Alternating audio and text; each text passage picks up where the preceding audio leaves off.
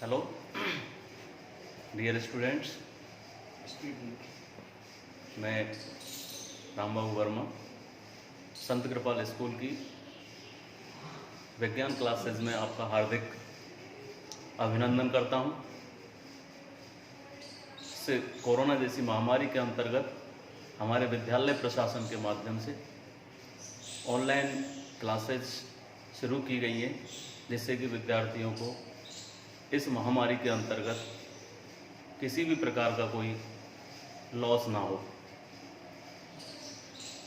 मैं Hindi medium class 10th, 9th और 8th तीनों का सिलेबस इस महामारी के अंतर्गत ऑनलाइन क्लासेस पे शुरू कराने जा रहा हूँ। हमारे 10th क्लास का जो विज्ञान का जो सिलेबस है इस वर्ष वो पिछले वर्ष की भांति ही रहेगा और पूरे सिलेबस के अंतर्गत अपने 20 चैप्टर्स हैं जो मैं एक्सप्लेन करके बताऊंगा यहाँ से और शुरू कराऊंगा। इनमें मूल रूप से जहाँ से इसकी शुरुआत होगी वहाँ से मूल रूप से इसके 20 चैप्टर्स अपने सिलेबस के अंतर्गत दिए हुए हैं और इन 20 चैप्टरों के अंतर्गत विज्ञान का जहाँ तक सवाल है तो मेरे हिसाब से किसी को कोई प्रॉब्लम नहीं होगी। बच्चों के लिए ज़्यादा से ज़्यादा एक्सप्लेनेशन हो, ज़्यादा से ज़्यादा प्राप्त हो, ज़्यादा से ज़्यादा बच्चों के लिए पढ़ाई के दौरान मिले, उसके लिए जितनी मेरे से कोशिश होगी उतनी कोशिश मैं पूरे तरीके से करूँगा बताने का। डियर स्टूडेंट्स, हमारे विद्यालय के संत कृपाल सीनियर सेकेंडरी स्कूल्स की तरफ से जो ये क्लास चलाई जा रही है, इस क्लास के चैनल को सब्सक्राइब करें, बेल आइकन बटन को दबा करके, जिसके माध्यम से जो भी वीडियो अपलोड हमारे द्वारा की जाएगी वो वीडियो आप लोगों को तुरंत प्राप्त होगी और उसको आप देख सकें। मैं जिन चैप्टरों को जहाँ से भी शुरुआत कराऊंगा वहाँ से उन चैप्टरों में कोई भी टॉपिक जब मैं शुरू कराने जा रहा हूँ तो उस टॉपिक में किसी भी स्टूडेंट्स को कोई भी प्रॉब्लम यदि कोई कहीं से भी आए तो डिस्क्रिप्शन बॉक्स में आप उसके लिए कमेंट कर सकते हैं, जिससे कि हम लोगों को पता रहे कि हम क्या बताना जा रहे हैं, बच्चे क्या पूछना चाह रहे हैं। हमारे सिलेबस के अंतर्गत सबसे जो पहला जो पोर्शन होगा वो पोर्शन होगा मानव शरीर एवं क्रियाएं। मानव शरीर एवं क्रियाएं ये बायोलॉजिकल पार्ट है और बायोलॉजिकल पार्ट के अंतर्गत मूल रूप से हमारे 4 चैप्टर होंगे और इन चारों चैप्टरों में भोजन एवं मानव स्वास्थ्य, मानव तंत्र, आनुवांशिकी और प्रतिरक्षा एवं रक्त समूह, इन चारों के अंतर्गत चारों चैप्टरों में ये बायोलॉजिकल चैप्टर हैं।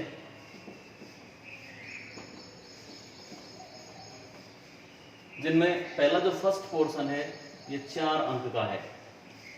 बायोलॉजिकल पोर्शन जो होगा हमारा पूरा वो इसका अंक भार होगा 17 अंक का। इसमें भोजन एवं मानव स्वास्थ्य, मानव का तंत्र, आनुवांशिकी यानी जेनेटिक्स के बारे में पढ़ेंगे, ह्यूमन सिस्टम्स के बारे में पढ़ेंगे, भोजन के बारे में पढ़ेंगे और मानव की प्रतिरक्षा तंत्र के बारे में हम अध्ययन करेंगे। इनके बाद में दूसरा जो इकाई जो शुरू होगी, पहली इकाई मानव शरीर एवं क्रियाएं यानी कि ह्यूमन बॉडी एंड एक्टिविटीज। दूसरा है पदार्थ एवं क्रियाएं। पदार्थ एवं क्रियाओं में मुख्य रूप से दैनिक जीवन में रसायन, जो भी हमारे चारों तरफ हम किसी भी प्रकार के कोई भी वस्तु देखते हैं वो एज ए मैटर होती हैं, एज ए पदार्थ होती हैं। इन सभी पदार्थ और दैनिक जीवन की क्रियाओं के बारे में, पदार्थों के बारे में हम इसमें अध्ययन करेंगे। हमारा ये केमिकल पोर्शन शुरू होता है, रासायनिक केमिकल पोर्शन शुरू होता है, जिसके अंतर्गत जितने भी हम दैनिक जीवन के रसायन हैं, जितने भी पदार्थ हैं उनके बारे में हम पढ़ेंगे। इसके बाद में इसी पदार्थ एवं क्रियाएं यानी हमारा जो केमिस्ट्री का पोर्शन है, केमिस्ट्री का जो पोर्शन है, इस पोर्शन के अंतर्गत हमारे जो सिलेबस के अंतर्गत मूल रूप से आएंगे वो 4 चैप्टर होंगे और इन चारों चैप्टरों का जो अंक भार होगा वो 16 अंक का होगा। इसके बाद में आती है भौतिक परिघटनाएं, फिजिकली जो भी भौतिक परिघटनाएं देखने को मिलेंगी उन परिघटनाओं के अंतर्गत भौतिक परिघटनाएं यानी एज ए फिजिक्स और फिजिक्स के अंतर्गत हमारे यहाँ पे 3 चैप्टर शुरू होंगे। उन तीनों चैप्टरों में पहला चैप्टर होगा हमारा प्रकाश, दूसरा होगा विद्युत धारा और तीसरा होगा कार्य ऊर्जा और शक्ति।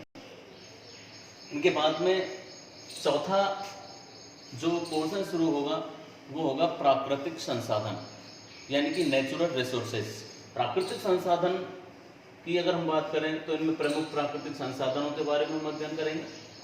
उसके अलावा अपशिष्ट और उसका प्रबंधन होगा और पादप एवं जंतुओं का आर्थिक महत्व होगा।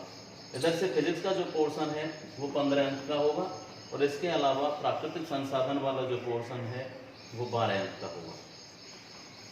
इनके बाद में पृथ्वी एवं अंतरिक्ष। पृथ्वी एवं अंतरिक्ष के बारे में जो भी हम अध्ययन करेंगे वो हमारा जो पूरी ब्रह्मांड के बारे में जितने भी हमारे ग्रह, नक्षत्र, तारे, जितने जो भी दिया हुआ है उनके बारे में हम लोग अध्ययन करेंगे। पृथ्वी की आंतरिक संरचना है, ब्रह्मांड है, उसके जैव विकास के बारे में हम अध्ययन करेंगे। जैविक उत्पत्ति के बारे में हम लोग इसके अंतर्गत अध्ययन करेंगे कि जैविक उत्पत्तियाँ क्या होती हैं और किस तरीके से इनका विकास हुआ है, कैसे इनका उत्पन्न एक प्रादुर्भाव हुआ है, उसके बारे में हम लोग अध्ययन करेंगे। पृथ्वी के बाहर जीवन की खोज। इसके बाद में अगला जो पोर्शन जो हमारी इकाई शुरू होगी पृथ्वी और आंतरिक जो संरचना है ये भी पोर्शन 12 अंक का होगा और 12 अंक का होने के बाद में इसके बाद में पर्यावरण से संबंधित जो हम अध्ययन करेंगे उसमें जैव विविधता और उसका संरक्षण होगा और इसके बाद में एट लास्ट होगा रोड सेफ्टी। रोड सेफ्टी में हम लोग अध्ययन करेंगे कि हम सड़क सुरक्षा के अंतर्गत किस तरीके से हमको बचाव किया जा सकता है, हमें किन किन चीज़ों का ध्यान रखना चाहिए, इनके बारे में हम अध्ययन करेंगे। विज्ञान एक ऐसा टॉपिक है जिसके अंतर्गत स्टूडेंट्स को, बहुत सारे स्टूडेंट होते हैं जिनको बहुत सारा पोर्शन इनमें फिजिक्स और केमिस्ट्री का ऐसा लगता है कि टफ है। जहाँ तक मेरी कोशिश होगी वहाँ तक यह है कि फिजिक्स और केमिस्ट्री का पोर्शन ऐसा कोई टफ नहीं होगा। इन एक्टिविटीज़ के अंतर्गत जब मैं जो शुरुआत जहाँ से कराना चाहूँगा वो शुरुआत कराना चाहूँगा अपना फर्स्ट चैप्टर मानव शरीर एवं क्रियाएं यानी बायोलॉजिकल चैप्टर से शुरुआत कराने जा रहा हूँ।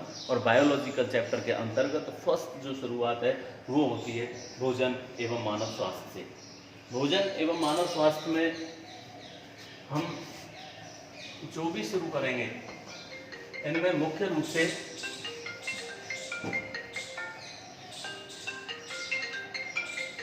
भोजन एवं मानव स्वास्थ्य ये अपना फर्स्ट पोर्शन है और इस पोर्शन के अंतर्गत मानव शरीर के अंतर्गत भोजन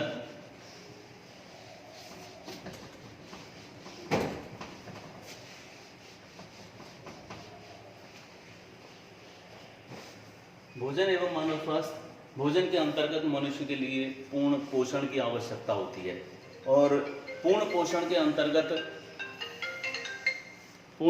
अंतर्गत मानव शरीर के अंतर्गत संतुलित आहार, संतुलित आहार के अंतर्गत क्या होता है? संतुलित आहार ऐसा आहार जिसमें भोजन के सभी पोषक तत्व उपस्थित होते हों, उस आहार को हम संतुलित भोजन कहते हैं। यानी कि ऐसा आहार जिसमें भोजन के सभी पोषक तत्व उपस्थित हों, उसे संतुलित आहार कहते हैं। संतुलित आहार में जो भोजन के पोषक तत्व होते हैं जैसे प्रोटीन, वसा, कार्बोहाइड्रेट, विटामिन, खनिज लवण, खनिज लवण, रुक्षांश व जल। प्रोटीन, वसा, कार्बोहाइड्रेट, इनमें मूल रूप से मानव के शरीर के लिए ये ऊर्जा प्राप्ति के स्रोत होते हैं। इनमें ऊर्जा प्राप्ति का स्रोत होता है, इससे शारीरिक निर्माण होता है, शरीर का निर्माण करना, शरीर का निर्माण, ये ऊर्जा प्राप्ति के स्रोत होते हैं। इनसे विटामिन हमारे शरीर के अंतर्गत विभिन्न पोषक तत्वों की पूर्ति करते हैं, पोषक तत्वों की पूर्ति करते हैं।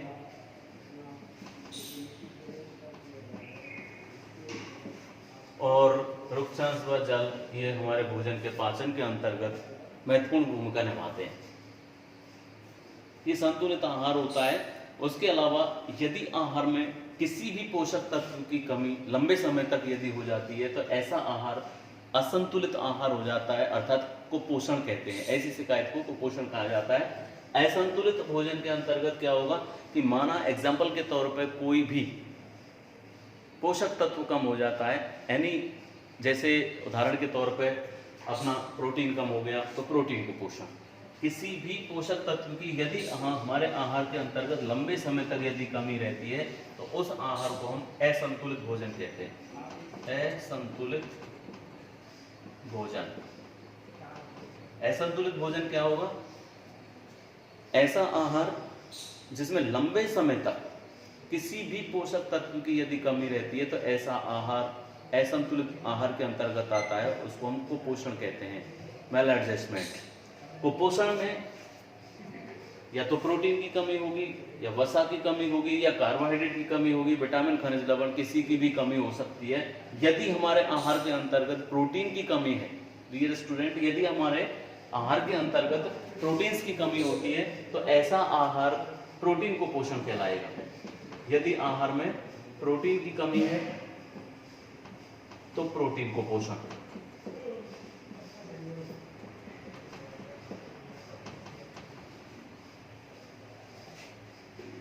यदि आहार के अंतर्गत वसा की कमी है तो वसा कुपोषण, खनिज की कमी है तो खनिज कुपोषण, और विटामिन की कमी है तो विटामिन कुपोषण देखने को मिलेगा। संतुलित और असंतुलित भोजन जो होगा वो ये होगा। ठीक इसके विपरीत चलेगा असंतुलित भोजन। असंतुलित भोजन के अलावा अब आता है हमारे शरीर के अंतर्गत विभिन्न प्रकार के जो कुपोषण देखने को मिलते हैं। इन कुपोषण में हम देखेंगे सबसे पहले प्रोटीन कुपोषण के बारे में। प्रोटीन कुपोषण होता क्या है? शरीर के अंतर्गत लंबे समय तक यदि हमारे आहार में प्रोटीन की कमी बनी रहेगी तो ऐसा आहार प्रोटीन कुपोषण होगा। और प्रोटीन कुपोषण यानी कि प्रोटीन की कमी से जो होने वाले रोग होते हैं, प्रोटीन कुपोषण से, प्रोटीन कुपोषण, इसकी कमी से होने वाले जो रोग हैं इनमें आता है क्वाशियोरकोर, क्वाशियोरकोर, और नंबर दूसरा रोग आता है मेरस्मस। क्वाशियोरकोर और मेरस्मस। क्वाशियोरकोर रोग, इसके अंतर्गत शरीर पर प्रभाव क्या पड़ता है? खास करके ये ज़्यादातर जो प्रभावी होते हैं वो बच्चों के ऊपर ज़्यादा होते हैं। और बच्चों में मूल रूप से जैसे इसमें क्वाशियोरकोर रोग हुआ तो इनमें हो जाता है, क्या हो जाता है? एक तो पेट फूलना, पेट फूलना, पेट फूलने लग जाता है, आगे बढ़ जाता है पेट, शरीर ऊपर से दुबला पतला लेकिन पेट फूलने लग जाता है। दूसरा, इसके अंतर्गत जो शरीर होता है स्वभाव इसमें चिड़चिड़ा हो जाता है, स्वभाव चिड़चिड़ा हो जाता है।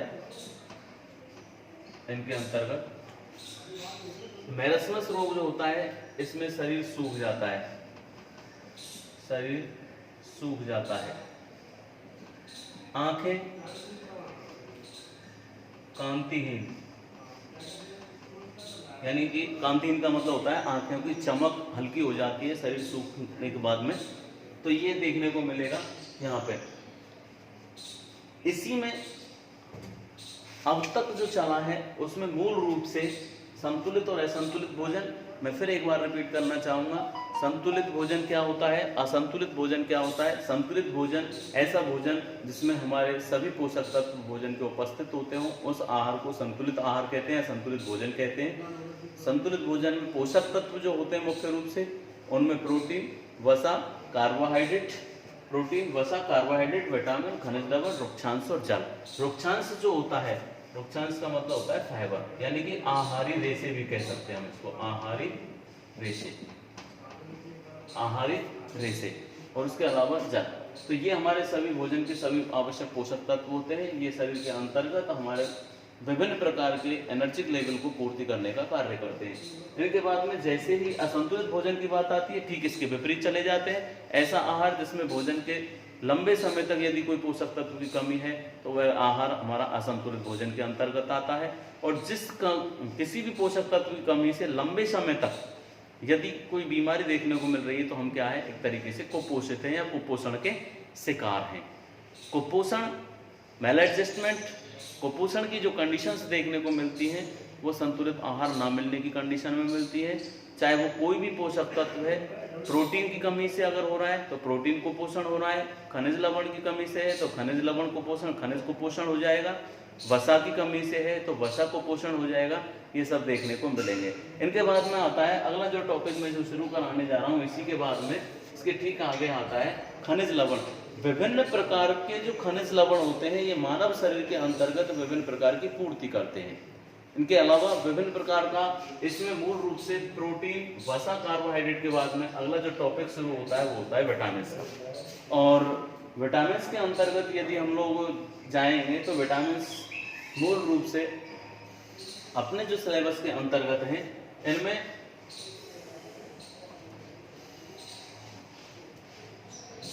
Vitamin A, vitamin B, vitamin C, vitamin D और विटामिन के, ये अपने कोर्सेज के अंतर्गत दिए हुए हैं। विटामिन सी, डी तक ही दे रखा है, लेकिन अब इनमें इनके क्या है, सबके हम बॉटनिकल ने अब तक हम लोगों ने इनको सीधे तरीके से पढ़ा है कि विटामिन ए की कमी से होने वाला रोग कौन सा होता है, तो विटामिन ए की कमी से हम लोगों ने बोल दिया रतौंधी। सही है, ये हकीकत है कि इसकी कमी से होने वाला रोग है रतौंधी।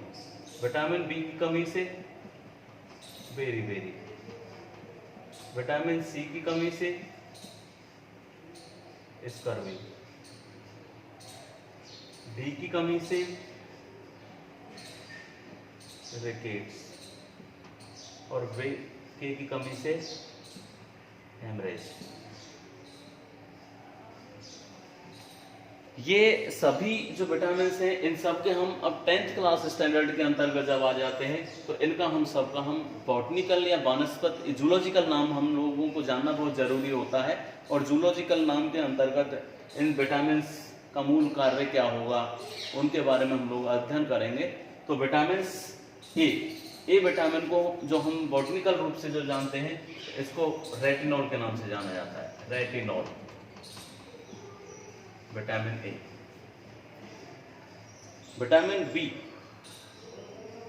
विटामिन बी जो होती है ये बी एक कॉम्प्लेक्स समूह होता है, बी कॉम्प्लेक्स समूह होता है। ये बी कौन सा है, एक कॉम्प्लेक्स समूह होता है। और विटामिन बी में B1, B2, B3, B5, B6 और B12 ये देखने को मिलती हैं। इनमें से vitamin B1, B2, B5, B6 और B12, लेकिन अपने यहाँ कोर्स में B1, B2, B3 ये तीन है। B1, B2, B3 ये तीन, इनके बाद में ये तीनों के बाद में B5, B6 और B12। इनमें यदि हम जाएं तो इन सब का अपना अपना अलग अलग नाम है, ये कॉम्प्लेक्स होता है। इनके अलावा विटामिन सी विटामिन जो होगी इसको बोलते हैं हम एस्कॉर्बिक।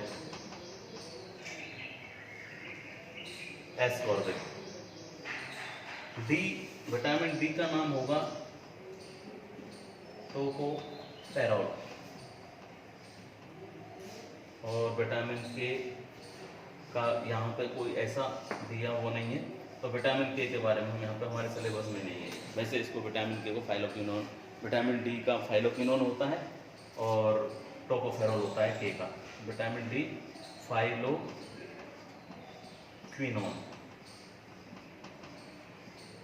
इनके बारे में। अब इन सब से होने वाले जो रोग हैं उन सब के बारे में हम लोग अध्ययन करेंगे।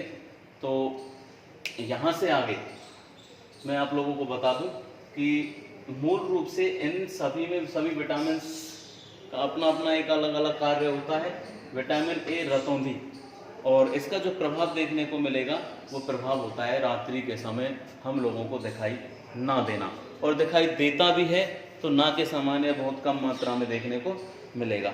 उसके बाद में विटामिन बी बेरी, और विटामिन बी बेरी जो रोग होता है इसमें हृदय की धड़कन जो होती है, ये हृदय की धड़कन और पेशियां और तंत्रिकाएं जो होती हैं, इसमें हृदय की धड़कन और पेशी तंत्रिकाएं, हृदय की धड़कन व पेशी तंत्रिका, इनके ऊपर प्रभाव पड़ता है। ये कमजोर हो जाती है, इन पर काम करने की क्षमता जो होती है इनकी कम हो जाती है। इनके बाद में विटामिन बी पे जाएंगे, और विटामिन बी में विटामिन बी1 जो है, इससे विटामिन बी1 को हम थायमिन बोलते हैं। थायमिन, वैज्ञानिक दृष्टिकोण से विटामिन बी1 को थायमिन के नाम से जाना जाता है। और थायमिन जो विटामिन है इसका प्रभाव भी हमारे शरीर के ऊपर हृदय की धड़कन और पेशियों को कमजोर करने का कार्य होता है। विटामिन इसमें थायमिन पे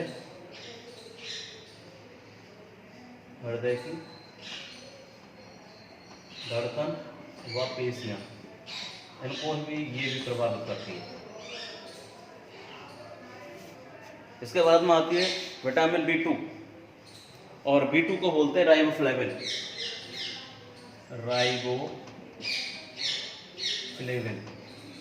विटामिन बी2 को बोला जाता है राइबोफ्लेविन।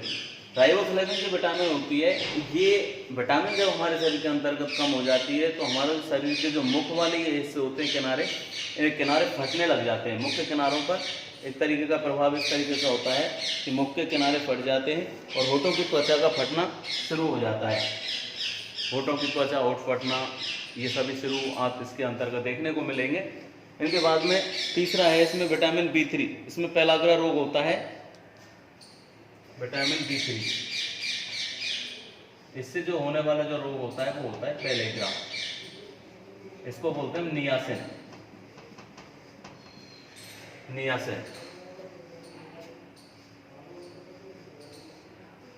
इससे पेलाग्रा रोग होगा, और पेलाग्रा रोग में जीभ और त्वचा पर पपड़ियां पड़ने लग जाती हैं, जीभ और त्वचा सूखने लग जाती है पेलाग्रा रोग के माध्यम से। इनके बाद में विटामिन डी की यदि बात की जाए तो विटामिन डी में पैरों की हड्डियां का मुड़ जाना, टोकोफेरॉल बोला जाता है विटामिन डी को। विटामिन डी इसमें कैल्सीफेरॉल, कैल्शियम और फास्फोरस। विटामिन डी में यहाँ से कैल्शियम और फास्फोरस, यानी कि टोकोफेरॉल देखने को कैल्सीफेरॉल के नाम से जाना जाता है। कैल्सीफेरॉल में कैल्शियम, कैल्सीफेरॉल,